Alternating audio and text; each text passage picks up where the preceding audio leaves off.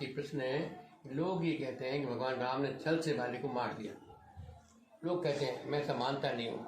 तो बाली को भगवान राम छल से क्यों मारेंगे? वो साक्षात राम ही थे। इसका प्रश्न चाहिए। आपका प्रश्न है कि बाल को भगवान राम ने छल से मारा। पहले तो हमें यह विचार करना चाहिए कि छल से मारा या नहीं। सही बात है।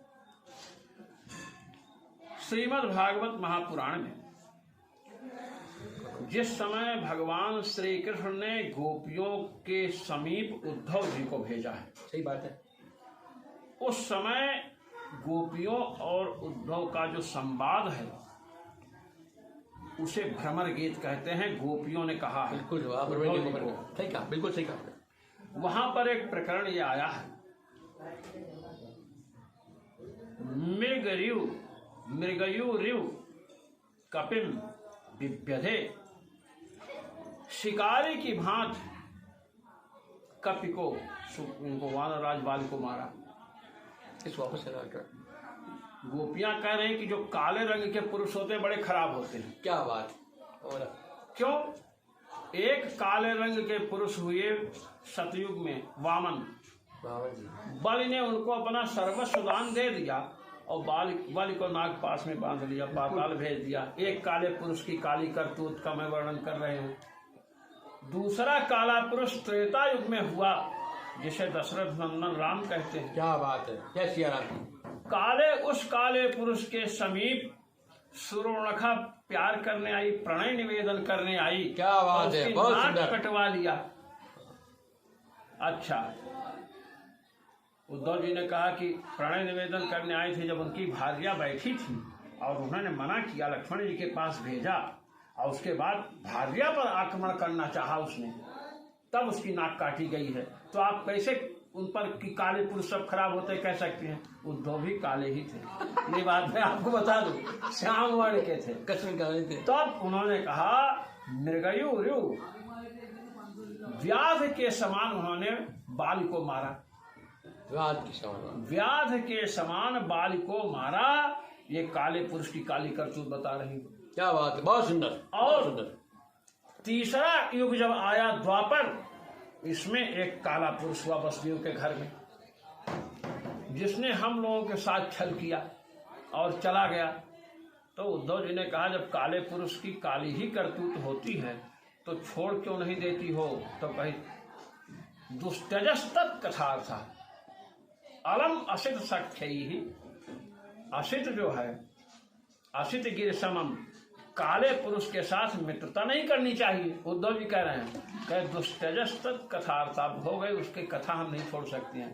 काले पुरुष की काली करतूत का वर्णन किया। मैं इससे आपके समक्ष यह वर्णन करना चाहता हूँ कि भगवान श्री राम ने व्याध की भांति बाल को मारा। इसमें ये प्रमाण आपको मैंने दिया।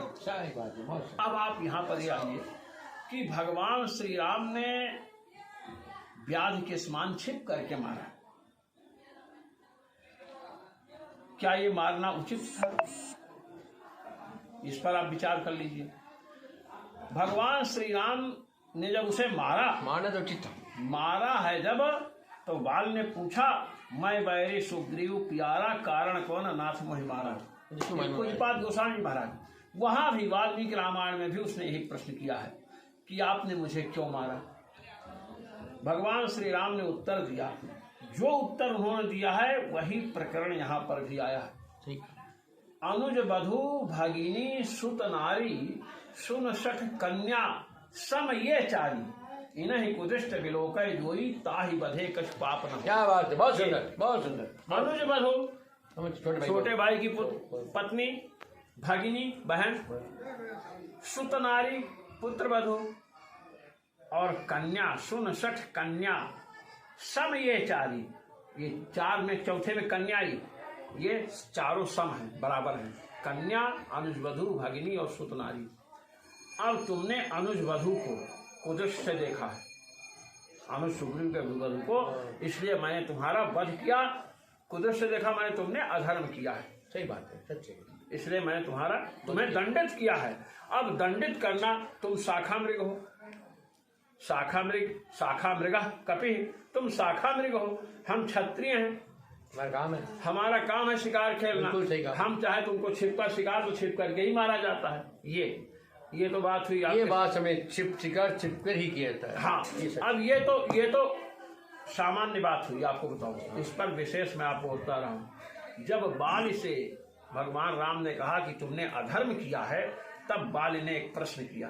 बाल की तरफ से विद्वान ने प्रश्न किया कि अच्छा ये बताइए कि बाल ने अधर्म किया, मैंने धर्म विरुद्ध काम किया, धर्म शास्त्र में किसका अधिकार है? धर्म शास्त्र में मनुष्य का ही अधिकार है, ना तो देवताओं का है, ना पशु का है, ना पक्षियों का। क्या बात है, बहुत सुंदर। मीमांसा, पूर्व मीमांसा में बात आई 6ठे अध्याय में। और यहाँ पर भी ब्रह्म सूत्र में हृदयपेक्षया मनुष्याधिकारत्वात् 1:3-25 प्रथम अध्याय के 25वां सूत्र है। परमात्मा अंकुश मात्र है। क्यों? कहे कैसे तो अनंत है, कहे मनुष्य का उपासना में अधिकार है, मनुष्य का हृदय अंकुश परिमाण का होता है। इसलिए अब चर्चा यह है कि जब मनुष्य ही अधिकृत है धर्मशास्त्र में, पशु तो अधिकृत है नहीं, तो बाल का तो अधिकार धर्मशास्त्र में है नहीं, तो आप क्यों कह रहे हो धर्मशास्त्र के विरुद्ध कार्य किया, अधर्म किया भगवान राम ने? तब जब ये प्रश्न बाल के तरफ से विद्वानों ने भगवान श्री राम से किया, तब कुछ विद्वानों ने कहा कि हम उत्तर करते हैं, बाल पशु है, धर्मशास्त्र ने अधिकार ने ऐसा आप मानते कहे हाँ, क्या इसीलिए आक्षेप कर रहे हो कि भगवान ने क्यों अधर्म कहकर मारा? कहे हाँ। कि ये बताओ, यदि बाल का धर्मशास्त्र में अधिकार नहीं है तो चारों समुद्रों पर संध्या बंदन करने क्यों जाता है? संध्या बंदन पशु करता है क्या? संध्या बंदन पशु करता है क्या? नहीं करता। तब कहे संध्या बंदन किया है इसलिए अधिकार है। तो जब इसलिए आप अधिकार मानते हो संध्या बंदन में, तो फिर परदारा गमन किया, अनुज-वधू को किया गमन, तो फिर क्या वो धर्मशास्त्र का उल्लंघन किया कि नहीं? इसलिए भगवान श्री राम ने उसका खंडन किया। रामचंद्र की जय हो।